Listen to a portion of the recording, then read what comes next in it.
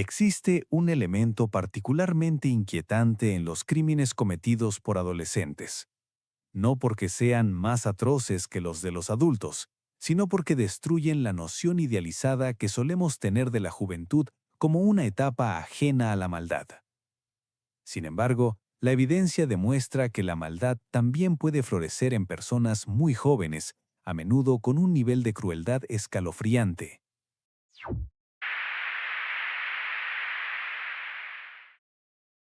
Antes de sumergirnos en esta historia, quiero detenerme un segundo y hablar contigo directamente, porque tú y yo sabemos que esto no es solo entretenimiento.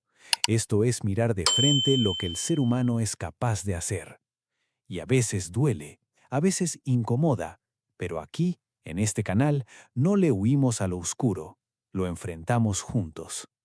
Por eso te invito a quedarte, a suscribirte, porque cada semana traemos casos que no solo te helarán la sangre, sino que te harán preguntarte, ¿qué haría yo en ese lugar? ¿Hasta dónde puede llegar el dolor de una persona?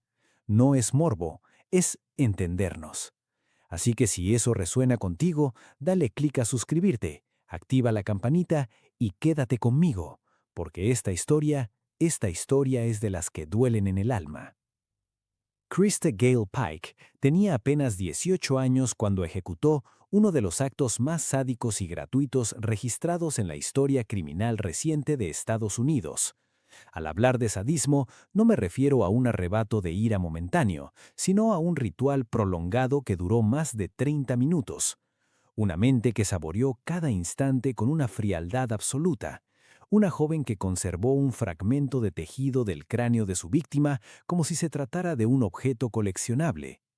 Si te estás preguntando si Krista pertenecía a una secta oscura o se encontraba en un centro de menores, has acertado. Sin embargo, su apariencia era la de una joven común, con rasgos de estudiante aplicada, pero en su interior existía una profunda oscuridad. Era en esencia la antítesis de una figura juvenil inocente. ¿Cuál fue su motivación? Los celos, la inseguridad personal y un marcado comportamiento posesivo. Todo ello combinado con una relación tóxica con un novio que, de no haber participado en este crimen, probablemente se dedicaría hoy a crear contenido sobre crímenes reales en plataformas digitales. La persona que cayó en sus manos fue Colleen Slammer, una joven de 19 años que únicamente aspiraba a mejorar su situación de vida. Representaba el tipo de persona que inspira buenos deseos, pero el destino le respondió de manera adversa, llevándola a convivir con una psicópata en un entorno escolar. Su familia era comprensiva y brindaba apoyo, transmitiéndole mensajes como: «Hija, equivocarse es parte del crecimiento, pero saldrás adelante. Todo estará bien». Lo que Colleen no sabía es que aquello sería materialmente imposible, dadas las personas con las que se relacionaba.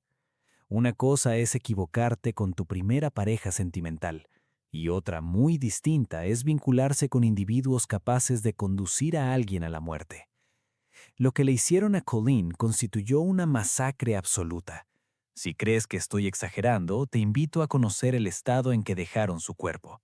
La descripción es perturbadora. Krista se convirtió en la mujer más joven condenada a la pena capital en todo el país. No fue un error judicial ni una casualidad. Obtuvo esa distinción por la gravedad de sus propios actos. Si buscas fotografías de Krista Gale antes del asesinato, encontrarás un rostro que no se corresponde con sus acciones. El de una joven delgada, de cabello largo y mirada intensa pero no violenta. Podría haber pasado por una creadora de contenido de maquillaje oscuro. Pero detrás de esa fachada normal, existía una persona al borde de la explosión y una familia que no supo o no quiso desactivar el conflicto a tiempo. Finalmente explotó y en el proceso salpicó sangre.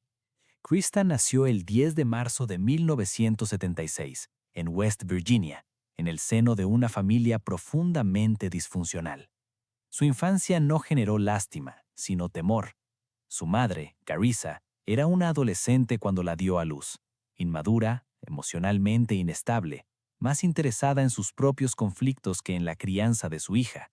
una mujer que parecía extraída de un programa de televisión de bajo presupuesto, embarazada a los 16 años y con un ego desmedido. No se ocupaba en absoluto de su bebé. El padre, por su parte, estuvo completamente ausente. Nunca aparecía, ni física ni emocionalmente, ni en fechas navideñas, ni en situaciones de emergencia. Su ausencia era total. Krista fue criada intermitentemente por sus abuelos maternos, pero el nivel de negligencia era tal que probablemente habría estado más segura en un vertedero rodeada de perros callejeros. Al menos allí alguien podría haberle brindado algún tipo de afecto. Desde muy pequeña, Krista fue testigo de situaciones que ningún niño debería presenciar: violencia doméstica, consumo de sustancias, relaciones sexuales explícitas, gritos constantes, abandono y una completa falta de estructura y afecto. No había abrazos, no había apoyo, solo existía el caos. Cuando una persona crece en esas condiciones, no aprende a vivir, sino únicamente a sobrevivir, y siempre en estado de alerta. La consecuencia es que la mente comienza a fracturarse silenciosamente, como una pieza de cerámica que sigue utilizándose a pesar de estar llena de grietas imperceptibles. Eso fue lo que le ocurrió a Krista. Al llegar a la adolescencia empezó a mostrar signos de trastornos mentales, inestabilidad emocional y una conducta agresiva que no hacía más que escalar. Tuvo problemas con la autoridad, peleas, expulsiones escolares y conductas autolesivas. Algunos podrían confundirlo con rebeldía adolescente típica, pero su expediente académico estaba lleno de suspensiones, advertencias y registros de incidentes propios de una institución correccional. A los 16 años, Krista ya consumía marihuana y LSD de manera habitual. Tenía un historial de daños autoinfligidos e incluso intentos de suicidio. Y durante todo ese proceso, por supuesto, no recibió apoyo psicológico ni terapia. En su entorno, la salud mental era un lujo inaccesible. Cuando no consumía sustancias o se involucraba en problemas, buscaba obsesivamente validación en grupos de dudosa reputación. Era el perfil perfecto para caer en pandillas, relaciones destructivas o cualquier círculo que le ofreciera una identidad, por horrible que fuera. Su brújula emocional solo apuntaba al desastre. A los 18 años, ingresó al programa Job Corps en Knoxville, Tennessee. Es un programa gubernamental estadounidense que ofrece capacitación laboral gratuita para jóvenes de bajos recursos. En teoría, es una oportunidad valiosa para sacar a jóvenes de situaciones difíciles y ofrecerles un futuro. Suena ideal. Pero en la práctica, el campus de Knoxville en la década de 1990 era un caldo de cultivo para el desastre. Había peleas, consumo de sustancias, conflictos territoriales y adolescentes con pasados tan destruidos que era solo cuestión de tiempo para que ocurriera una tragedia. Era un entorno sin control efectivo. El escenario perfecto para Krista, que encontró allí lo que creía su lugar en el mundo. Un ambiente donde podía ser intensa, caótica y dominante sin desentonar. Por fin, no era la marginada, era la líder. Fue en Job Corps donde conoció a dos figuras clave en este caso: Daryl Shipp, su pareja, y Shadalia Peterson, quien más tarde sería su cómplice. Daryl era 2 años menor que ella. También tenía antecedentes problemáticos, había crecido con carencias y poseía una sensibilidad emocional prácticamente nula. Formaron una pareja intensa, marcada por los celos y la dependencia emocional. Una química tóxica que anula la razón y hace creer que morir juntos es una muestra de amor extremo, una versión diabólica de los amantes trágicos de la literatura. Con él, Krista encontró su gran justificación: un culto satánico. Sin embargo, no era nada sofisticado. No había una organización estructurada con túnicas y rituales secretos. Eran simplemente dos adolescentes rotos que jugaban a ser oscuros.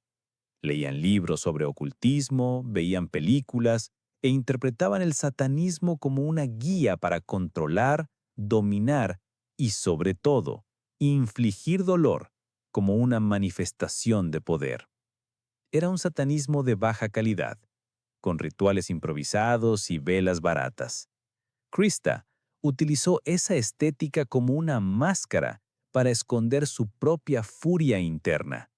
Ambos se convirtieron en una mini secta de 2 personas, alimentada por la rabia, la inseguridad y la necesidad de atención.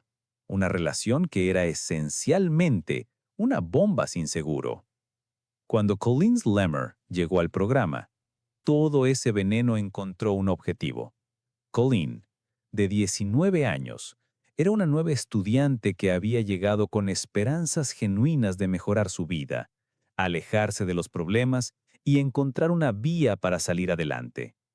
Pero en el entorno distorsionado de Job Corps, Krista la percibió como una amenaza.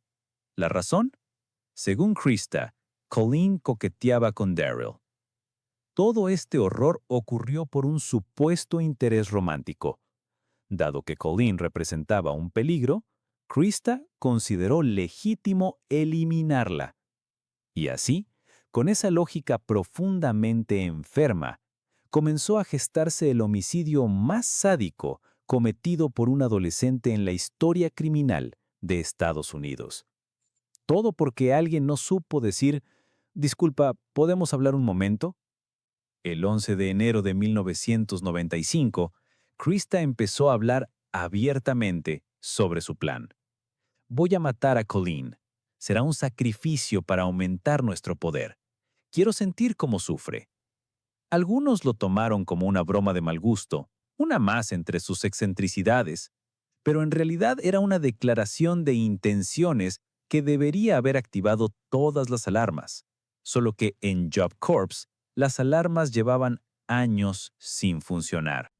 Al día siguiente, 12 de enero de 1995, Krista, Daryl y Shadolia invitaron a Colleen a salir del campus durante la noche. Le dijeron que irían a fumar marihuana para relajarse y dejar atrás los conflictos. Colleen, ingenua, aceptó. Lo más trágico es que caminaban riendo. Ella no lo sabía, pero se dirigía hacia su propia muerte. Caminaba junto a la mujer que estaba a punto de convertir esa fantasía retorcida en la escena del crimen más brutal cometida por una adolescente en la historia moderna del país. Colleen salió con 3 personas en las que, hasta cierto punto, confiaba. No eran sus amigas, pero no tenía razones para sospechar que estaba acompañada de sus verdugos. Le prometieron fumar marihuana y, de paso, resolver el malentendido que existía entre ella y Krista. Krista le propuso: «Hablemos, solo palabras. Caminemos un poco, nos relajamos, lo solucionamos». Y Colleen, que solo anhelaba paz, accedió. Atravesaron la puerta trasera del campus y llegaron a la antigua estación de investigación agrícola, una zona abandonada llena de escombros y rodeada de bosque, sin cámaras de vigilancia. El lugar ideal para que alguien desapareciera. Además, era de noche, todo estaba oscuro y hacía frío. No había personas en las calles, solo los victimarios y su víctima. Una vez allí, Shadolia se mantuvo ligeramente apartada, observando. Daryl permanecía en silencio, esperando una señal. Y Krista inició el ataque. Primero vinieron los insultos y las acusaciones. «Te estás insinuando a mi novio. Ya te lo había advertido». Colleen, desconcertada, intentó defenderse. Lo negó todo. Dijo que no había hecho nada malo, que no quería problemas. Pero ya estaba atrapada en la lógica enferma de una mente que no buscaba la verdad, sino la sangre. Y Krista sacó un cuchillo. Durante más de 30 minutos, torturó a Colleen Slammer con una crueldad difícil de describir sin experimentar malestar. No lo digo por efecto narrativo, sino porque los hechos producen asco, indignación y temor. Le cortó el rostro. Le realizó incisiones con forma de pentagrama. La golpeó con una piedra de gran tamaño que recogió del suelo. Le arrancó mechones de cabello. Y mientras Colleen gritaba y rogaba por su vida, suplicando que se detuvieran, nadie hizo nada. De hecho, Daryl colaboró activamente. Ayudó a sujetarla, manteniéndola inmovilizada mientras se reía y la insultaba. Fue un cómplice directo, un individuo deformado éticamente, disfrazado de adolescente incomprendido. Y Shadolia, según su propio testimonio, solo se limitó a presenciar el horror. No intervino, no detuvo nada, no pidió ayuda. Cuando Colleen ya casi no estaba consciente, Krista tomó una piedra del tamaño aproximado de una sandía. No era una piedra decorativa, sino un bloque enorme. Es difícil comprender cómo pudo levantarla del suelo. Probablemente estaba fuera de control, o el odio le proporcionó una fuerza sobrehumana. Y le golpeó la cabeza con ella, una y otra vez, hasta que el cuerpo quedó inmóvil. Cuando el cuerpo ya no respiraba, cuando el suelo estaba empapado de sangre, Krista le arrancó un fragmento del cráneo y se lo llevó como trofeo, como quien recolecta una flor en el campo, pero en una versión profundamente psicópata. Lo guardó en su bolsillo y regresó al campus. Al llegar, los tres se bañaron, comieron y durmieron, como si nada hubiera ocurrido, como si hubieran tenido una noche común, sin que un homicidio en primer grado hubiera tenido lugar. A la mañana siguiente, Krista mostró el fragmento de cráneo a varios estudiantes, presumiendo y relatando cómo lo había obtenido con todo lujo de detalles. Decía frases como, «Fue asombroso. La escuché gritar mientras le destrozaba la cara. Ahora Daryl me pertenece por completo». Estaba exultante, como si hubiera ganado un premio importante. Colleen, mientras tanto, yacía en un campo abandonado, irreconocible, con más de 150 heridas documentadas, el rostro completamente destruido, y con una cavidad enorme en el cráneo porque Krista lo había tomado como recuerdo. La policía encontró el cuerpo al día siguiente gracias a una llamada anónima, probablemente de algún estudiante aterrorizado por los relatos que Krista difundía. La escena era tan violenta que incluso los agentes con años de experiencia tuvieron que apartarse para vomitar. Colleen Slammer estaba desfigurada, más de 150 cortes, el rostro destrozado, lesiones profundas en el pecho, el abdomen y los brazos, la figura de un pentagrama tallada en su piel, y el detalle final, un fragmento del cráneo ausente. No fue difícil establecer las conexiones, porque si algo caracterizaba a Krista Pike no era la discreción. Una cosa es cometer un crimen, y otra muy distinta es ofrecer un recorrido explicado a todos sus conocidos en las 24 horas posteriores. Krista fue detenida menos de 36 horas después del homicidio. No opuso resistencia, ni pareció sorprendida. No tenía motivo para ello, ya que se mostraba satisfecha con lo que había hecho.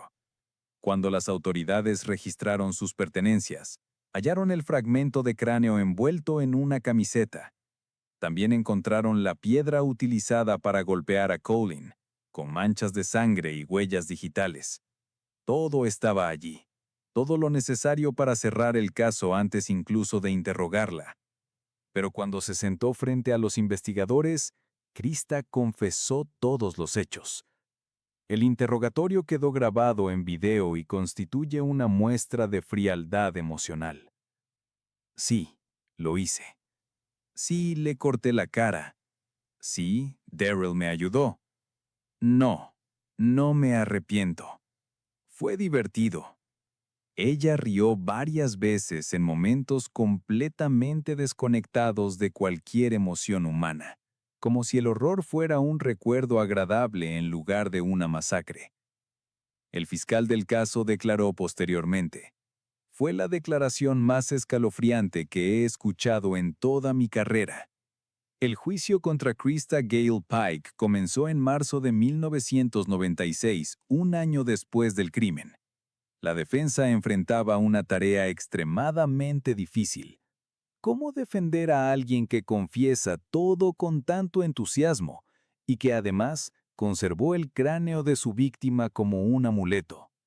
La estrategia fue simple: culpar a la infancia y a los traumas acumulados.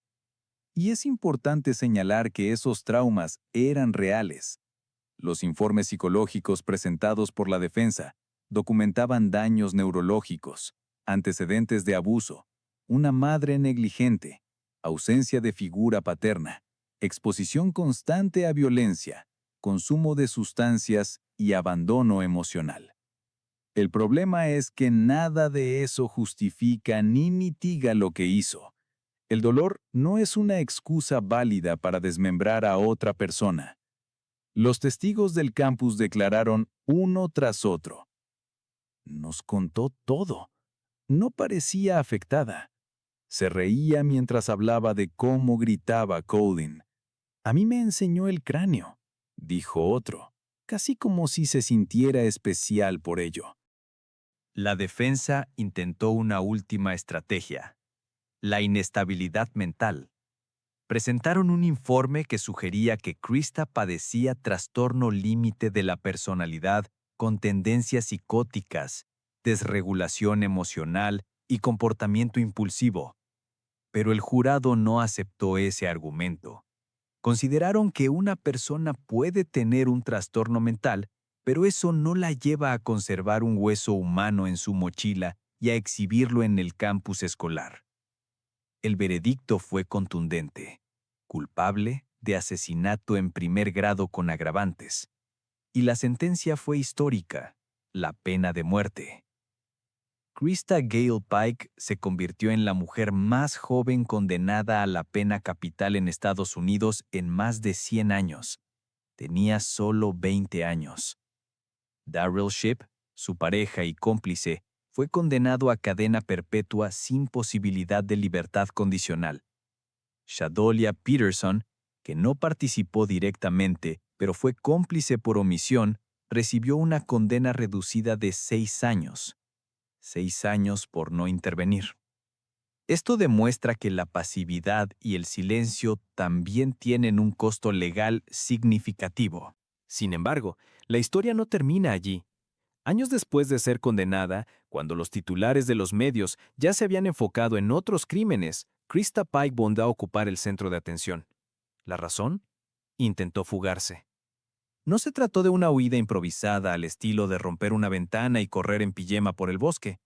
Fue una operación meticulosa que incluía instrucciones escritas, mapas, cronogramas y hasta calcomanías. Un plan de escape digno de planificación detallada. En 2001, las autoridades penitenciarias interceptaron una carta dirigida a otro recluso. En ella, Krista detallaba su estrategia para escapar del centro penitenciario, con dibujos, fechas y cambios de vestimenta. Incluso mencionaba los nombres de algunas funcionarias que podían ser manipuladas. Contaba con ayuda desde dentro. Un guardia de prisiones y una interna del módulo general habían aceptado colaborar con ella. Krista les había ofrecido dinero, un futuro y lealtad eterna.